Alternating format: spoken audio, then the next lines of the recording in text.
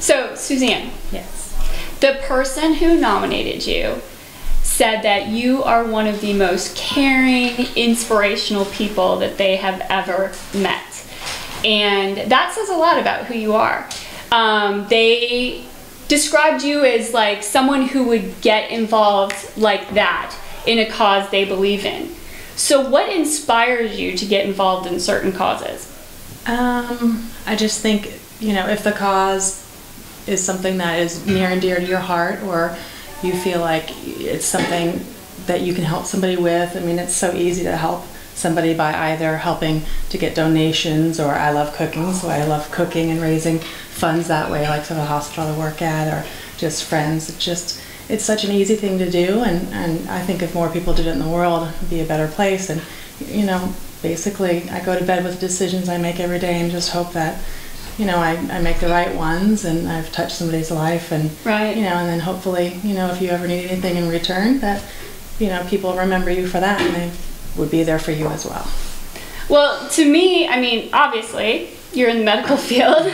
To me, that would be a reason to get involved in wanting to become a nurse. Mm-hmm. But what made you want to choose that field? So actually, this is my second career. My first one was child psychology. So of course, Okay. you know, same type of thing. I love helping and caring for people and making a difference. It just turned out to not be the degree I was good for me. It was not good for my blood pressure at the time. So went back to college and became a nurse. Best decision I ever made. Still able, you know, to reach out and help people, which is my nature. You know, and just make a difference, make somebody feel, you know, more comfortable prior to surgery. Right. You know, and hopefully leave a nice impression on them and help them get, you know, through that scary time. So as a nurse, what is the specialty? Do you have a specialty that, are you an ER nurse? Yeah, so I'm a perioperative nurse. Okay. I help get patients ready prior to surgery.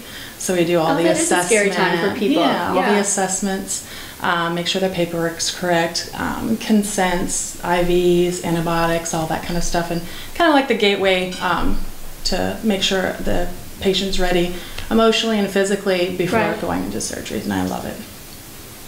So there's another cause that you and Erica were both involved in, and it has to do with children, and you mentioned child psychology, but this is on a whole nother level, and I can't imagine what it's like to watch a child who's suffering with an incurable disease go through that process.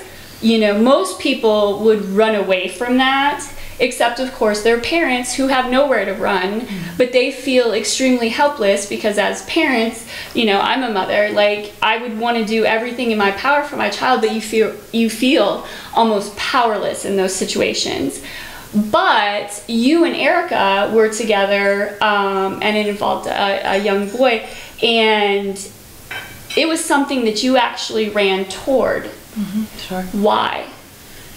Again, it was. Tell us a little bit about that, if you could. So the boy's name is Jace Dotson, and his parents are Amy and Jeremy Dotson, and we had met them through the motorcycle club our husbands were all involved in, and by proxy then all the wives were. Right. And Jace had already been diagnosed at the time with brain cancer, Okay. incurable, and And how old was he? he was right at 2 years old. Okay. And you know, just many surgeries of really emotionally wearing on the family.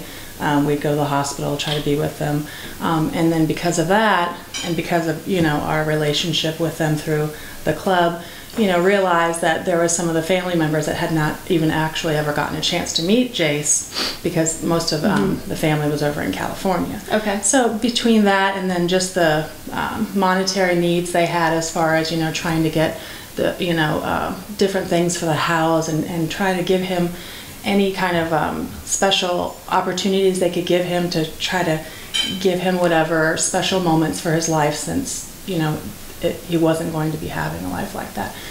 So we decided to help as much as we could. We set up a funding site, and we were able to raise $50,000. Wow. And so they were able to use the money to bring family in. They were able to bring him on a little beach vacation. Oh, how wonderful. They had some characters come by to visit him, all dressed up and all. And he had such a wonderful spirit, even through it all, how much pain he was in. It was truly amazing to be a part of. We helped organize the food, bringing food to the house towards the very end, and all the family was there. I cooked a lot of food myself. That's my passion anyway, so it's an easy thing to do. Right. And then we were all blessed to be able to be there as well when he passed away. We had all spent the night that night in the living room like this, all on the floor and couches and all, because we knew he was going to pass. And then he did pass, and then the home health hospice nurse had come, and then she was getting ready to bathe him, and to me that was my most special time of relationship with Jace, was when he did pass. I had asked the hospice nurse, I said, can I help you bathe him? So I was able to bathe him with her and redress him and all, and so that to me was like, I don't know, it was like the best thing to be able to do that. Wow. Because I just felt the need to want to do that. So yeah, it was an honor to be able to be a part of all that. That's just, to be able to do that, it on its own is an incredible story, and for you to be in the field that you're in, I mean, it's obvious. It's a calling. Very much so. And it wasn't your first choice as a career, but it's a calling for you to touch people's lives. Mm-hmm. Now, going through that experience, I mean, obviously it was a very emotional experience for everybody involved, but it seems like it's something that you would completely jump at again if you had the opportunity. Of course, yeah. Like you said, it's not everybody's thing. Not everybody has different gifts they're given.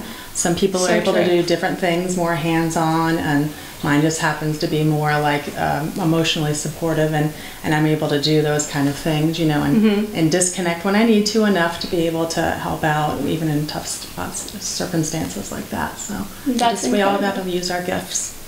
Well, obviously you've used them in tremendous ways. I try. Well, you're succeeding, and I really do want to have a taste of that culinary gift that you were given. So you being nominated today, were you surprised? I was shocked. Really? That was amazing. Yeah, because you don't do things to help people and ever expect a recognition, because that's just not what it's about. So you're just doing it because it's part of who you are. Very, very flattered.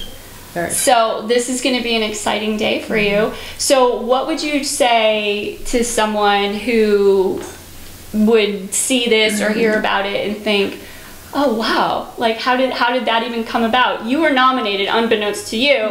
When you got the phone call, were you just in shock? What did you say? Completely in shock. It was actually from my husband, and we're not together. We're currently separated, and we were actually separated when he nominated me, so I just thought that was it's really awesome. So, and I appreciate that. That's incredibly awesome. So that speaks volumes about who you are. And so what's something you want people to know about you that they may not realize, as far as the impact you want to leave on the world, like something you want to be known for?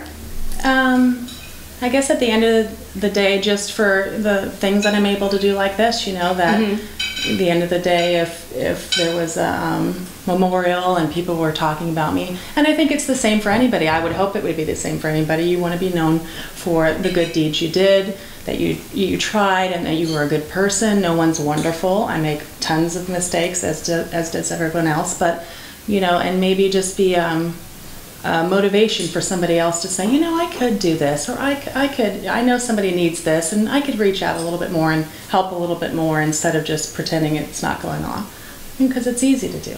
It's easy.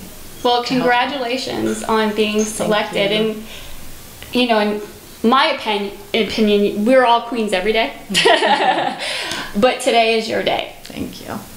That's very flattered. Congratulations. Thank you.